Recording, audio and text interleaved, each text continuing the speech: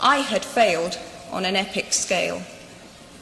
An exceptionally short-lived marriage had imploded, and I was jobless, a lone parent, and as poor as it is possible to be in modern Britain without being homeless. The fears that my parents had had for me and that I had had for myself had both come to pass, and by every usual standard, I was the biggest failure I knew. I had no idea then how far the tunnel extended, and for a long time, any light at the end of it was a hope rather than a reality. So why do I talk about the benefits of failure?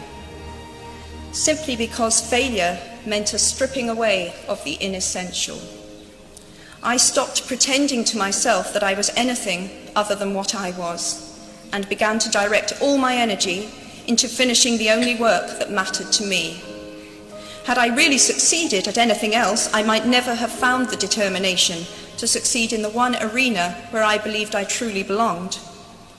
I was set free because my greatest fear had been realized, and I was still alive, and I still had a daughter whom I adored, and I had an old typewriter and a big idea. And so rock bottom became the solid foundation on which I rebuilt my life. You might never fail on the scale I did, but some failure in life is inevitable. It is impossible to live without failing at something, unless you live so cautiously that you might as well not have lived at all, in which case you fail by default. Failure taught me things about myself that I could have learned no other way. I discovered that I had a strong will, and more discipline than I had suspected. I also found out that I had friends whose value was truly above the price of rubies.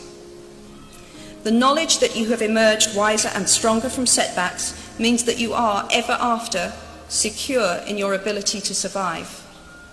You will never truly know yourself or the strength of your relationships until both have been tested by adversity.